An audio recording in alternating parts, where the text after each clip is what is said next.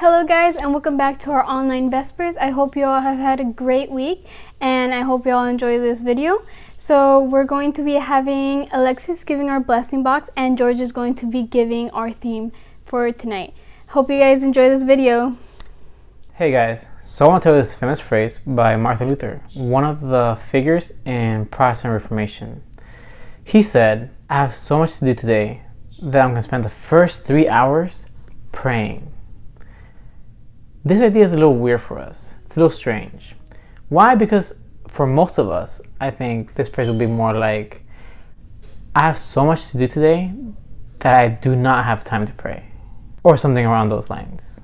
This is probably because prayer requires dedication, time. Most of us don't find it interesting. Prayer, we pretty much rather be doing anything else than praying. We'd rather be on our phones, social media, talking to friends, pretty much anything else. So why? Probably because prayer requires dedication. It requires discipline. It requires time. And for some of us, it can seem like a boring activity. It's a lot easier for us to go into our phones, to look at social media, talk to a friend, and pretty much do anything else than pray. So how can I have the dedication to go into prayer? How is it possible that Martin Luther could pray 3 hours a day? How can I do that? How do I get there? Is it possible that I could get there? Is it possible that I could get to praying 3 hours a day? Or it's a real question more, how could my life be different? How would my life change if I prayed? If I truly prayed daily? Not 3 hours a day, just if I really dedicated time to praying. There's a very interesting story. So, picture yourself in the woods. Okay, so you're walking down the woods, you're picturing yourself, and you run into this lumberjack. And you see this lumberjack, he seems exhausted, and he's trying to cut down this tree with this saw.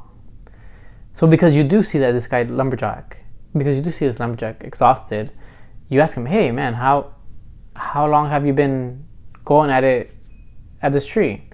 And he tells you really simple. He's like, a little bit over 5 hours. You're like, wow, 5 hours?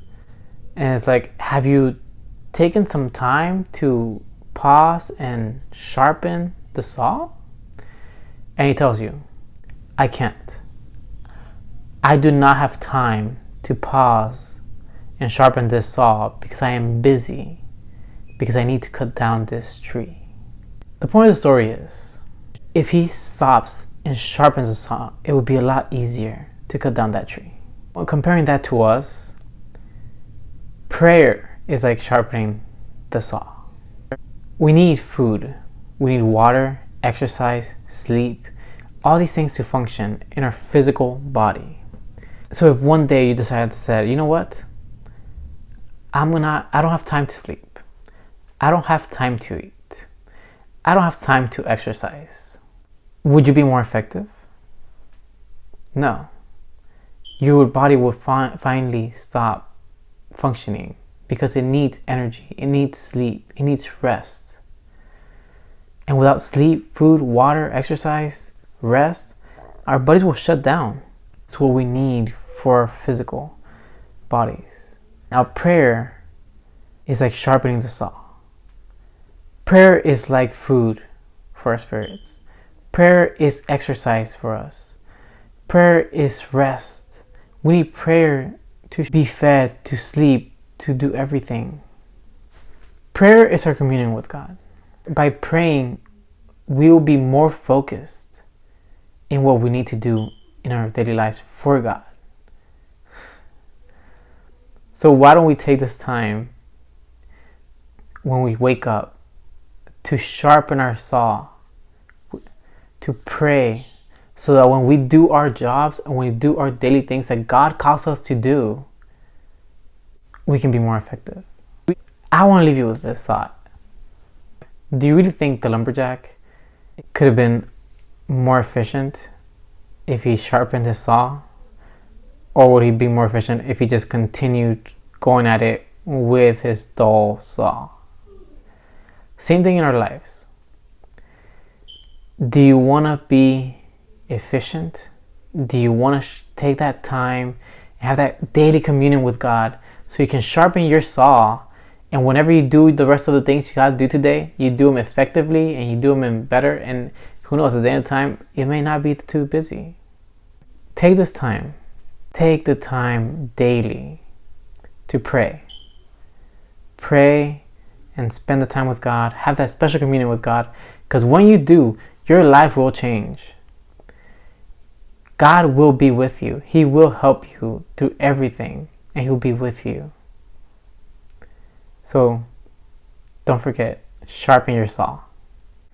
Hey guys, so before we go into the blessing box, I would like to give you guys a verse that kind of goes along with the blessing box, in my opinion.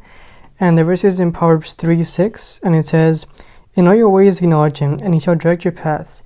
So I really like how it says it in this version, and I read from the King James. I know other versions say submit to Him or seek Him, and those versions are really good too. But for the purposes of the blessing box, I really like how it says it here, because it says acknowledge Him.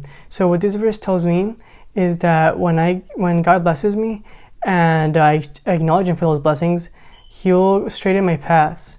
So with that in mind, I would like for you guys to write down your blessings, and then that'll be it for the blessing box. Hey guys, so I hope that you all have enjoyed this video and learned something from the theme that George has given. I really hope you all liked it, and have a good rest of the week, guys. Bye!